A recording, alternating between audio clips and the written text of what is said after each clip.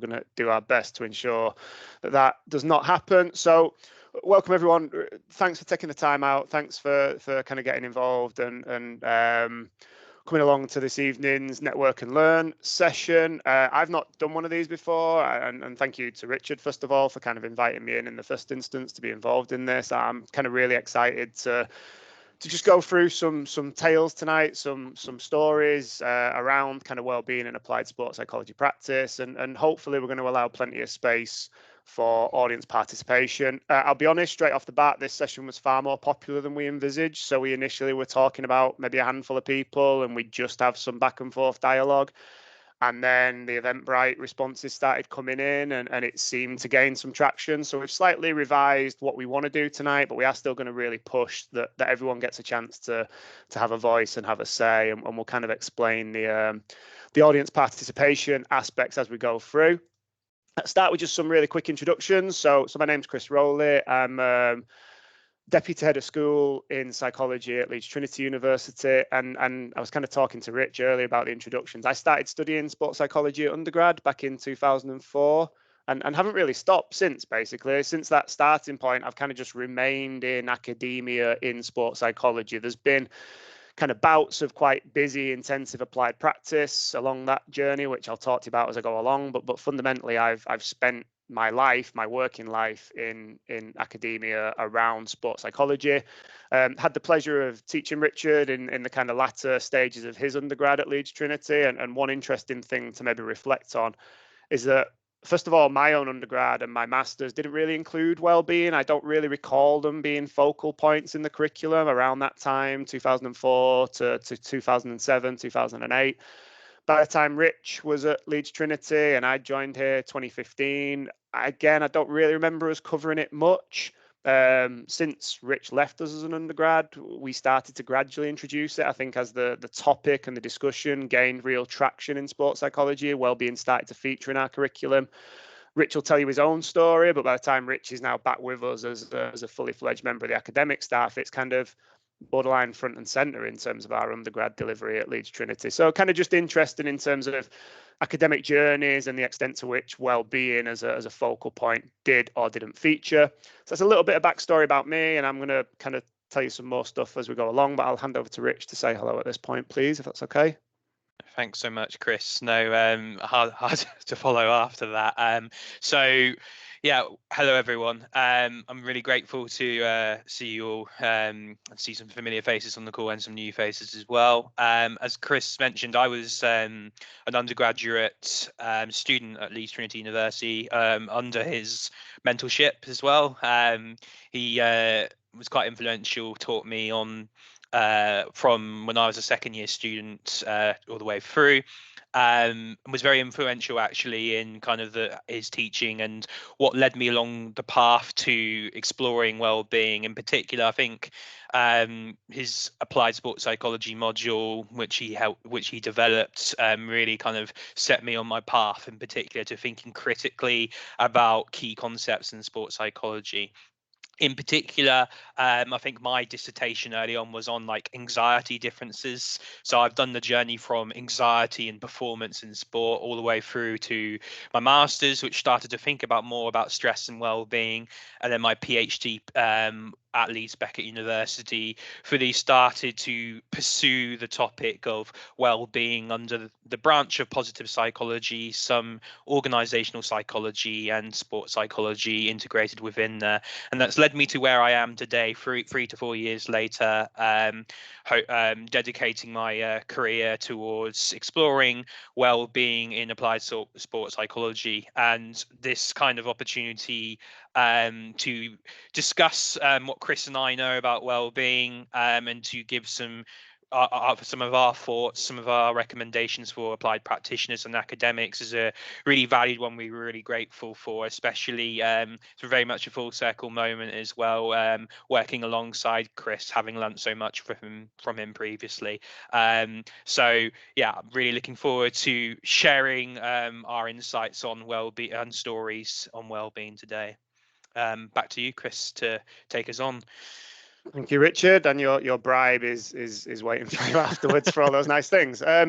So we've got a relatively straightforward plan in terms of what we want to cover. So kind of three main objectives as we go through the session. Initially, to capture our current understanding and our in the grand sense, not just mine and Rich's. We want to kind of hear from the attendees around your understanding of well-being. And then we want to move into this middle section where I'm going to share a couple of stories and we're kind of going to explore the values of stories in maybe shaping and crafting judgments we make around well-being, and that judgment kind of being the operative term there. That's something we're going to come back to quite extensively as we go through. And then towards the back end, I'm going to hand over to Richard, and Richard's going to kind of look at the what next and kind of, I guess, stimulate, post some food for thought, maybe just challenge some of our presumed understanding around well-being and what it might constitute. We want to start in rather cliched terms with some audience participation. So we've put this question on poll everywhere. I'm hoping this QR code is going to take people there. I'm going to jump screens in a minute so we can start to see responses coming in. What we're going to ask is that everyone, if you can, get yourself onto poll everywhere and just in a sentence address this question: what does well-being look like to you? Now, again, I kind of mentioned that the popularity of this kind of took us back initially. So we've revised our approach. What we're going to suggest is that when we've had kind of 10 or more responses, we'll probably stop the poll. We'll ask people to stop contributing because we'd then like to go into a stage where we kind of upvote the most popular responses, the ones that we as a collective think maybe encapsulate it best. So hopefully that link's working. I've not got the chat visible at the minute, so if there are any problems, I'm hoping that colleagues are ably picking up on that. I'm going to change windows so that we can move across. And yeah, if there are any issues, if anyone's having any kind of technical difficulties in addressing this, please do let us know. But hopefully we'll start to see a few responses pop up on the screen.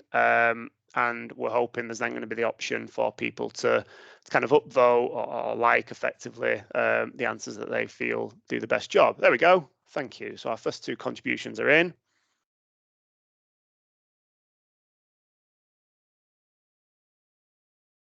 We've got 3 responses so far that you can hopefully see on screen. Self-care, looking after your mental health, looking after my mind and body to function well. Someone having vitality and enthusiasm and able to adjust flexibly. Sense of fulfillment, being able to continue functioning even under pressure. Flourishing, someone's been talking to Richard. Sense of contentment and thriving. Having a balance between all aspects of physical and mental health. Maybe take a couple more responses, but there's a nice kind of breadth to those that have come in. What I might suggest now, unless you're kind of dying to share your take and you're just finishing off that sentence, can we maybe pause on the responses coming in, and can people just take the time to read what we've provided and maybe click the ones that you think best reflect your understanding? I'm hoping that we'll start to see kind of things climb the leaderboard, so to speak, that our most prominent responses. So you can see a couple here have had a couple of likes. Because what we want to try and do on behalf of our audience here tonight is kind of maybe take a few forward, maybe take a few that we return back to further down the line. And obviously with a number of attendees, that wouldn't be possible to do for everyone, unfortunately. So, okay, so we've got kind of, let's say we've got 3 clearish favorites at the minute that I'm just going to go back over. And I can see Rich taking notes. This is nice. This will feed back into kind of the discussions as the session goes along. So our most popular, well done if this was you, being in a state of physical and emotional health that enables us to connect with the world and our values. Lovely stuff. Our second most popular, having a quality of life where you can have positive psychological, emotional, physical, social well-being. So those different dimensions in there. And then our third most popular, being able to flexibly adapt to challenges and finding life meaningful and thriving. And you can kind of detect similarities between those, but at the same time, they are distinctive and they do have that kind of attempt to encompass all that well-being might constitute. And this is kind of the point that we want to start off with tonight, that the well-being is vast, well-being is kind of difficult to pin down. So thank you for the contributions on that. I'm going to jump back onto the slide deck and kind of just going back to those questions, I kind of want to pose a few additional questions. Sorry, those responses. I want to pose a few additional questions, starting with where these understandings originate from, and kind of mulling over this myself. I've kind of got a few proposals that maybe they're from our education, maybe they're from our training. I kind of started off by saying that well-being didn't really feature in my undergrad or my master's from recollection. It's something I've come to kind of post-education, but maybe as part of your own studies or your own training, stage 2, CPAR, whatever else it might be, maybe over time you've been introduced to well-being. Someone's told you that well-being is a certain thing, and you've learned that and digested it, and that's stuck with you. Alternatively, maybe you've done your own independent research online through books. Maybe you've conducted the research. Maybe you've just engaged with some of the brilliant research that's already out there. But maybe your conceptualization of well-being kind of comes from things you've read, things you've sought out, things you've gone and explored. Additionally, maybe it's just personal experience. Maybe it's family. Maybe it's well-being in a more cultural sense. Maybe it's well-being in terms of your heritage, your upbringing, your experience, or maybe it's well-being present day in terms of that kind of classic work-life balance type discussion. Maybe it's something you've picked up through your own personal experiences, or it's something you've picked up through your own occupational experiences. For me, the one that really nails it is that I have no idea where my conceptualization of well-being comes from. It feels tacit. It feels like something that is assumed or inferred. It feels like a term that everyone uses, but I don't know if we're talking about the same thing or not. And maybe this applies to you. Maybe I'm just projecting. Maybe it doesn't. But that's certainly the one that kind of resonates with me the most. And I guess the other thing we want to put to you is, if we were sat here in 5 years' time, would your understanding be the same? Do you think it holds to the test of time? Would you say the same thing 5 years down the line with 5 years worth of new experience? Or would you have said the same 5 years prior, back where you were then? And just kind of interesting things to consider in terms of the conceptualizations you've offered there. Now, central to the discussion we want to have today is this concept of time in shaping our understandings and our judgments around well-being. And I'm going to use this metronome metaphor as we progress to kind of signify the apparent significance of momentary understanding, kind of tapping into ideas around mindful awareness and appreciation and attention. But fundamentally, what we're looking to do here is really encourage our attendees tonight, practitioners, academics, whoever it might be, to try and recognize the time and space between the ticks of our applied and our personal endeavors, that we're kind of getting around to this idea of momentary understanding and kind of momentary conceptualizations. And this metronome metaphor, I'll be honest, I pinched it from a Dave Gilbourne paper. I had the pleasure of working with Dave as my PhD supervisor towards the back end of my PhD, and I borrowed this from a paper that he produced around complexity in sport and ages of being in practice. And I want to focus on this notion of ages of being for the next couple of slides as I kind of share some stories and before I hand over to Richard. So in talking about ages of being, David suggested that the idea is fundamentally that we practice as we live, and that how we live and so how we practice is in a constant state of flux and progression. A process underpinned by events in our own lives, by our relationships, and by our complexity. I'll pause for a second just to let you kind of reread that in your own time and see to what extent it kind of resonates with yourself as an audience member tonight.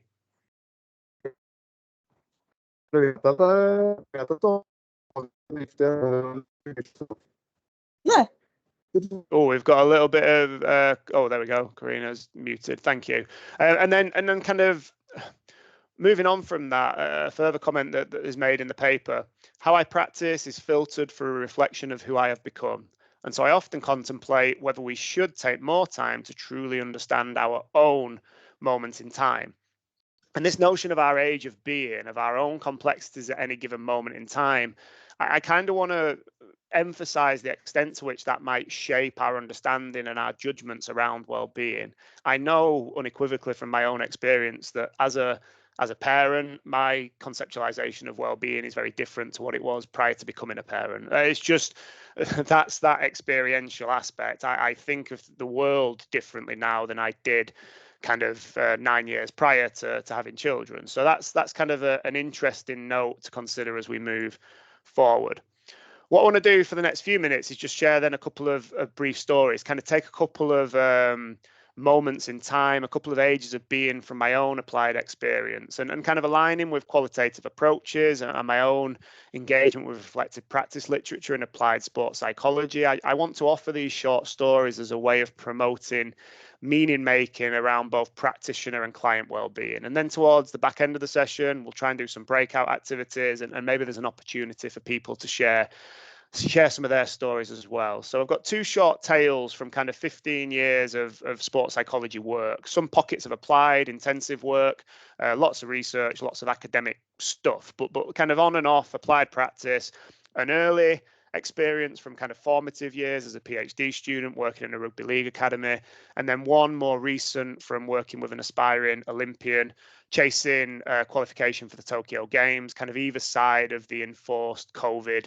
break. So this first story kind of comes from my first real experience of working in an applied capacity, kind of coming out of the master's into a PhD and given this brilliant opportunity to go and work with a rugby league academy, but kind of just thrown in front of a group of tired, sweaty rugby league players and told to do some sports psychology. And at that moment in time, sports psychology to me was cognitive behavioral therapy and nothing else. It was psychological skills training, interventions. I can make you perform better. And my approach was to try and impart my wisdom. The stuff I knew from my studies was stuff that would be valuable to other people, and I could help them. I could teach them effectively. I could educate them. So I was trying to deliver kind of well-intended but ultimately ineffective educational workshops to tired and generally disinterested academy players. I don't know how unique this experience is to me, but at the time it was a nightmare. I knew I wasn't doing a good job, but I had no idea as to why I wasn't doing a good job, because I didn't really know there were other ways of doing applied practice. This is just kind of what I'd experienced. This is what I knew, so I sought to replicate it. And then we bring in our metronome and we bring in the kind of first pause. I went through a period in the PhD and with the help of David and my other supervisor, Lee Nelson, we talked around a period of professional crisis. I felt like the only person who couldn't do applied sports psychology because everything I'd read seemed to suggest it was fairly linear. It was fairly straightforward. You did interventions and people ran faster or scored more goals or whatever else it might be. And that certainly wasn't my experience. So during this period of professional crisis, where it felt like maybe I'd just picked the wrong profession and I wasn't very well equipped to kind of do well in this profession, we started to contemplate different ways of doing things. And ultimately, to kind of round this short story off, I started hanging around. I started spending time at the training facility, on the bus to matches, on the sidelines during matches. I started just being there more consistently, more present, more often, fundamentally, rather than just being that guy from the uni who comes in and says some stuff and then disappears after his hour's up. And through this process of hanging around, people started to approach me. Just being there seemed to bring people towards me rather than me kind of thinking I had to go to them. And I started listening and I started to hear people's stories, people's worries, people's aspirations, people's dilemmas were shared with me willingly without me having to go and seek them. And when I say people's, you'll notice I don't exclusively say players, because it wasn't just players, it was coaches, it was other members of the multidisciplinary team. It was parents. Do you mean it was parents talking about what if their young lad doesn't make the cut? People I'd never spoken to before, just kind of saddling up alongside and sharing some stuff. Now, I'm going to leave that story there. I'm going to move on to my next story and we'll kind of circle back eventually. Oh, I've clicked far too far. Bear with me a second. So my next story kind of focuses on this work with an aspiring Olympian. So around just before COVID hit, actually, a colleague put me in touch with an athlete they were working with who felt like psychology could help them kind of take their next step in terms of performance. They needed to achieve a very specific performance target in order to qualify for the Olympics, and time was running out for them to do it. So it was a very clear performance objective and very clear remit for this applied work. But ultimately, by this point in my career, 2020, I've kind of shifted to a more humanistic perspective, which I've told the client that actually, yeah, I'm happy to work with you on performance-related issues, But the way in which we'll do it is going to be very client-led, and I'm going to listen and I'm going to facilitate. I'm going to talk. I'm not going to lead. It's going to be you kind of driving the agenda forward, things like that. Hopefully people are familiar with humanism to know the distinction between that and that kind of CBT approach that I mentioned earlier. Ultimately, with this client, we were in a never-ending battle with time, whether it was the time left for them to qualify, whether it was the time needed for ideal preparation, because they spent a lot of time talking to me about wanting to get to the stadium early, wanting to eat at certain times, and every now and then, best laid plans, things don't work out, and that was problematic for them. That was something they struggled with. The time spent in putting in high quality training, so was this recognition that high quality training really mattered. That was the only way they were going to achieve their performance objective and qualify to the Olympics. But also the time spent in their own head between competitions. This athlete was trying to take the next step, and by their own admission, they were spending time on YouTube, kind of looking at other people in their discipline and trying to tweak techniques, which seems counterintuitive when you're on the cusp of achieving something. Don't mess with the technical stuff. Let's just focus on the kind of psychological aspects. From an applied perspective, my concerns were future orientated. My concerns were around kind of future eventualities and moments in time where, like, what if the client qualifies for the Olympics? I've never worked with an Olympian before. Am I prepared to help them? Can I help them in that scenario? But also, what if they don't? Does that kind of render the practice unsuccessful? Does that affect our relationship and our dynamics? Kind of very future orientated around these what if eventualities. Then we get our metronome, and COVID hits as well. So everything kind of slows down during COVID.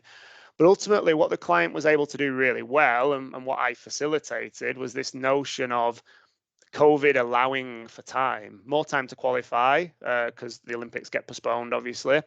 More time for us to develop trust and rapport. And we really did share a lot during this period, particularly around our love of kind of sporting documentaries and autobiographies. And we were talking about things we were reading and things we were watching. And we're bringing that into the applied space to kind of better make sense of their experience as well. Ultimately, more time was afforded during COVID because this athlete was having to work alongside competing. The fact that jobs kind of stopped on the most part as well meant there was more time for themselves because they weren't working, but less time for training because facilities were shut. What they did, created their own kind of training space. And actually, we got this real breakthrough in terms of chasing the feeling rather than chasing the distance. It's a throwing discipline, and they didn't have that objective measure of every training throw. So they're actually starting to chase this idea that they'll know when they've thrown well because they'll feel it, as opposed to kind of needing to be told that it's gone this far and you're this short of the kind of the Olympic qualification standard. And we also focused on the time in between each throw in training and competition. And we kind of moved into kind of pre-performance routine type stuff to kind of reset and recognize this idea that every throw was an opportunity to qualify. Now, the point I want to get to with this story is that also over time, those what if scenarios that were troubling me and that I couldn't quite navigate with the client, we found a way of talking about those as well. We actually talked about them as prospective book chapters. And we couldn't control what happened next. Obviously, the client's doing their best to qualify, but ultimately we can't dictate whether they do or not. We're just going to keep trying and see where it takes us. So we started to talk about the scenarios where they qualify and everything that's gone before, their kind of decade plus of sporting experience, might just become preface. It might just become introductory content because the story really kicks off at the Olympics and everything that happens afterwards. Or maybe they don't qualify. Maybe it's the kind of the back end of the story, and actually it's a bit of a sad end because that might have had ramifications in terms of what they went on to do next, or maybe not. Maybe it's the middle. But this notion of kind of story in their experience kind of took some of the pressure off that moment, kind of took the pressure off it feeling like it was all or nothing, even though we didn't fundamentally change the requirement. Now, before I hand over to Rich, the thing I want to come back to, I've intentionally not kind of shared outcomes around those stories. I'll happily talk about them later, but I've not told you the end of the story. I've just focused on some moments in practice that, to my mind, seem significant and that over time I've come back to and revisited. Central to both of these tales is a kind of shift away from performance as a sole focal point in applied practice. But when I say that, I'm not trying to contribute to any wider debates about whether performance and well-being share convergent or divergent properties. In fact, I've consciously avoided kind of using the word well-being when sharing these stories. Firstly, because Richard will tell me off if I've made the wrong assumptions, but secondly, because I want to share them openly and kind of leave room for interpretation, that people attending tonight can maybe think about where they feel aspects or elements of well-being featured, either on my part as the practitioner or the client's part as well.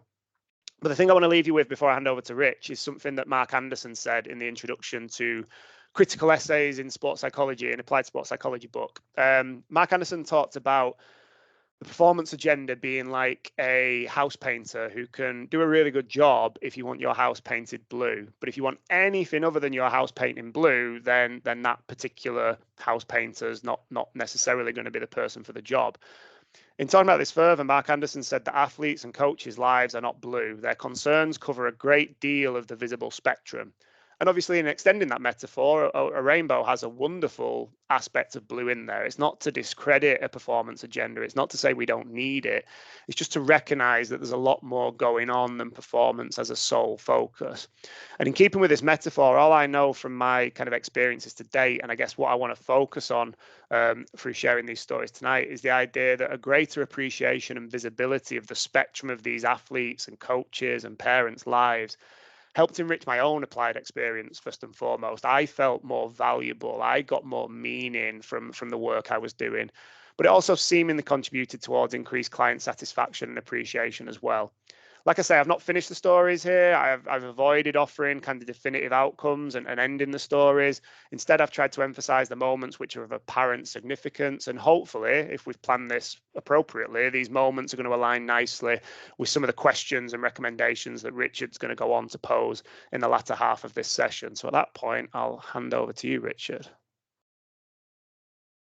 Brilliant. Thanks so much, Chris. Now, I guess that whilst I just kind of let that sink in, what I'm now going to come on and discuss is not necessarily, as Chris kind of rightly mentioned, how the way he described his story is not necessarily to tell you the interpretations of that story. I'm going to take a little bit more of a step back and think about more the meanings and the structure behind those stories when it comes to especially considering about well-being.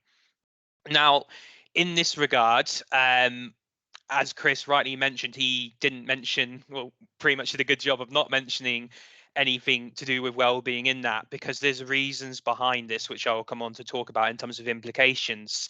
Chris has deliberately not kind of committed to any necessarily judgments of well-being within his stories that he shares. And I think what's hopefully really coming through is that we are focused on stories, and through focusing on stories, we are not necessarily classifying or defining or suggesting how well-being is defined in practice. More likely, we are focused on how we can describe experiences of well-being. For those of you who are researchers and know the research in the room about well-being, there's often some debates around defining well-being. But from what we can take from Chris's stories about his work within his practice, he's talking about not only his kind of changes in perspective about well-being and the temporal elements, but he's also talking about the concerns and stories of the athletes he works with. He talks about the idea of storying experiences, like working with athletes to kind of write stories, to write a book chapter about how their kind of their well-being experiences could look like, how they could evolve. So in that regard, it's important from my perspective, when you think about well-being, is to think about when you're working with someone, are you describing and hearing the stories of their well-being, or are you coming with pre-confined definitions or ideals on what well-being is and isn't? Now, I'll come to that in kind of an applied perspective in a little while. One thing that we've also seen from the evolution of kind of Chris's stories and the sharing of his stories is the idea of the convergence of positive and negative experiences. I found it really interesting, and you might have noticed in the corner of your screen kind of me kind of like writing away when you were sharing your kind of understandings of what well-being is. And it's interesting picking up on some of your understandings, and I will say also judgments based off what you believe well-being to encompass. So the interesting top three of along the lines of a quality of life where you have positive psychological, emotional, physical, and social well-being. And it's interesting when we kind of explore the ideas of positive, because what I've taken from the structure of Chris's stories is how his understandings of well-being, how he's worked through well-being through his different modalities has changed over time, and how that well-being has temporarily changed over time. To understand well-being, we need to really consider heavily the convergence of positive and negative experiences. Negative experiences of life, of sport, can contribute to well-being experiences. Positive experiences of positive experiences can also contribute to diminished and compromised well-being as well. This all links really nicely to what Chris has very kind of neatly shared in his stories when he mentions the idea of the never-ending battle with time, the idea that he's kind of dealing with past experiences of the athletes, he's dealing with the present experiences he's facing with the athletes, and he's dealing with what if scenarios. So it's very difficult to situate well-being when we're necessarily thinking and navigating all of these principles. So it's really important that when we're thinking about the values that we place on well-being, the values that our athletes and people we work with place on well-being, that these values that inform well-being, well-being being a very subjective experience, changes over time. And so with that in mind, we need to really carefully consider how we evaluate well-being, which I'll come on to with applied implications shortly. And so we've been mentioning the word story as well. So one limitation that has often been noted within psychology, broader positive psychology, has been about the value judgments that people place on well-being. Well-being can, again, sometimes we come with predetermined notions on what we think it is without really hearing the story, without really listening to the story. And essentially, we are storied beings. As Chris has kind of really nicely shared through his kind of different stories, through the different worries and dilemmas, through the different approaches that he has taken with his athlete, well-being is very much considered and determined through the stories we tell. And when we think about the different modalities of practice we use, there's some different modalities that enable us to hear those stories, enable us to kind of evaluate those stories and to really hear them for what they are. And so there's much that I've taken away from Chris, the idea of the flux and progression underpinned by our own lives, the values that we place on our own lives, our relationships and that complexity, the idea of ages of being, our moments in time. Hopefully this is what some of you might have been picking up from some of Chris's stories, but there's some really powerful notions behind that maybe rather than thinking about objectifying well-being or thinking about objective theories, or that there is necessarily any right or wrong way of classifying it, maybe we need to qualitatively consider how we understand people's life stories and their stories in sport in particular. Next slide, if that's all right, Chris. I don't have control on my end. So we move on nicely to some applied implications for colleagues on the call to consider. Now, what I quite often use, and Chris actually used a few himself in terms of metaphors. Now, metaphors have got a really interesting place in positive psychology and how they've been used, especially in understanding well-being. Metaphors are a way through the use of discourse and language of understanding the world. So that painting analogy that Chris used, that in itself being a metaphor. And so I use another one here that hopefully gets across the point that I've been starting to make. Well-being service delivery, when we deliver a service to clientele and clients or to people we work with, well-being and the value judgments we make is like a two-way mirror. So with two-way mirrors, we can see ourselves in the mirror, but then we can also see the people on the other side. That's because it's a co-construction of co-interpretation of experiences when we're working with clients. So that's something that we need to really carefully consider in your reflective practice, in your case formulations. How can I understand how my notions of well-being might influence how I view, through that two-way window, the well-being of the people that I'm supporting? So that might mean a shift in modalities. It might mean a shift over time. It might mean having to be very flexible in how we adapt our support and well-being support, because we often have to very carefully consider how our westernized and culturally deep rooted in individualism perspective of well-being might influence the well-being of perhaps people within different cultural upbringings and cultural backgrounds, people who've got different understandings and upbringings of well-being may differ. So for example, we've got so many words that people offered about self-care, fulfillment, flourishing, thriving, feeling content, functioning under pressure. These are all judgments that are not right or wrong. They're very valuable, and if they fit and align with the people we work with, can be very useful descriptors or kind of really demonstrate the stories of people's well-being. And if people use that language, then that's really showing how they understand their well-being. But it's something still we need to be careful of, especially as we increasingly want to understand things such as organizational psychology, cultural psychology, relationships, and how we support people in more detail. And then from a kind of service provision perspective, how do we align our values on well-being with the values of what organizations hold on well-being? So the stories we write about well-being may align, they may differ to the stories that organizations write about well-being. So how does this determine the success of our service provision if our judgments on well-being significantly differ from the judgments that organizations, from leaders and managers, through the people that employ us, have on well-being?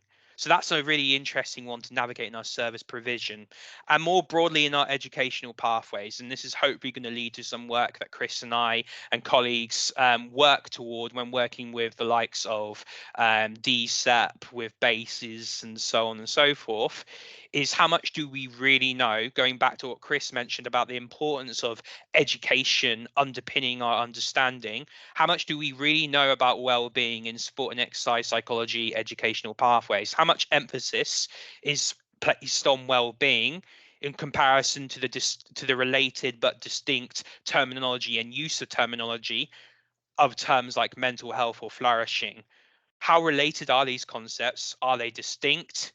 And how much do we really need to know further to extend our understanding? Next slide, please, Chris. So this leads really nicely onto some research implications, because there's some scientists, practitioners on the call, some people looking to do research. We need to really carefully consider, through further qualitative inquiry, who is writing the story of well-being. It's something that I've picked up through peer reviewing. It's something that I've picked up through hearings, people with experiences, through researching with people. In this regard, if I were to work with Chris and Chris is working with other people, who is doing the interpreting? Who is writing the story of well-being? Is it our research participants? Is it the athletes? Or is it us? There's been a few occasions where people have acknowledged in research that I've seen that well-being is subjective experience, but have not aligned their methodology to that subjective experience to consider, are we really kind of enabling and hearing the perspectives of well-being of the people we're working with, or are we hearing our own? Goes back to that two-way window analogy. Is it our own value judgments on well-being, or is it the value judgments of the people we work with? Something very to consider very carefully. Time has been a really important part in the stories shared today, and more understanding of well-being is required, because quite often descriptions of well-being, research into well-being, are based off general and lifetime holistic evaluations of well-being. So this is what's inherently good for well-being, very very prescriptive in nature. However, what we've clearly seen here is that well-being happens in different moments in time. It comes to life in different moments of time. So there is a need, as well as kind of the benefits of understanding lifetime and holistic well-being, especially for stakeholders we work with, because there's benefits in lifetime perspectives of well-being for policy and changing strategy and having a clear route ahead in terms of how we evaluate well-being meaningfully.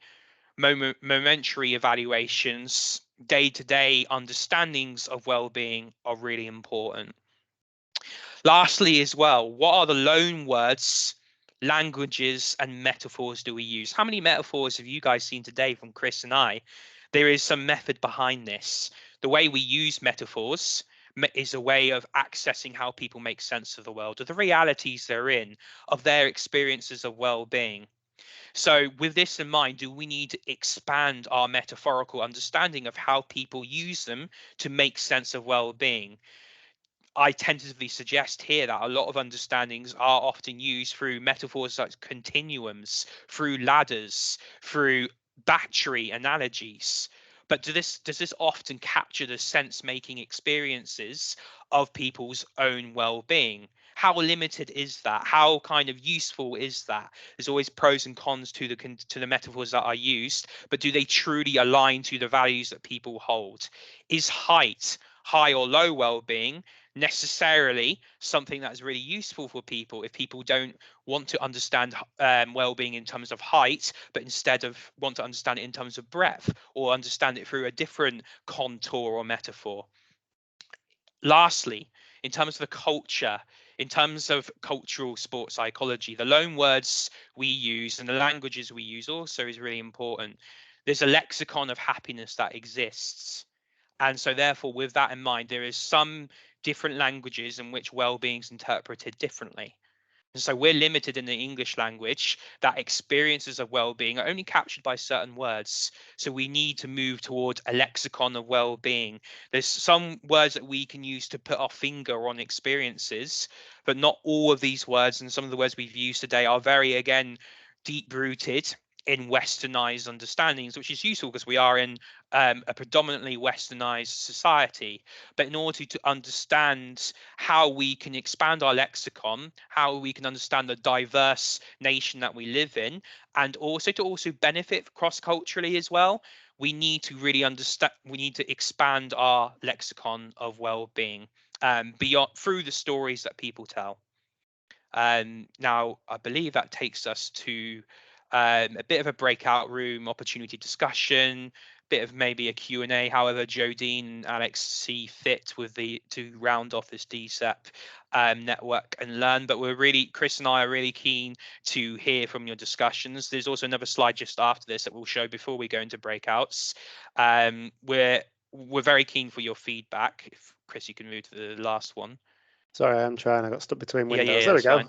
So we're really keen to hear what's been your takeaways from today. So we might get opportunities to hear that in the Q&A in the breakout rooms. If you use social media, we're very keen for you to share what you've taken away from this, or even through an email or through a message. We're keen to hear your own takeaways from this session, because that's really where the learning happens. Once we've delivered this teaching, the learning happens through the exchanges between us all. So really do tag us on social media, send us an email, and we're looking forward to the exchanges either later or in our breakout rooms -- Q&A now. Alex, Jodine, we gonna be organising the breakouts. Is that the plan? Yeah, opening the breakout rooms now for you, and I guess just use it as an opportunity to discuss what Richard and Chris have talked about, and also introduce yourselves as well. Thanks, Jodine. I look forward to chatting with some of you soon.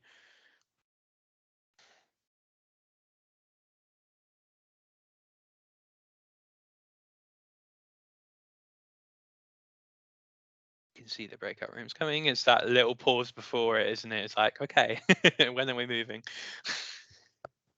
Flashbacks to teaching during COVID. I don't think I've been in a break.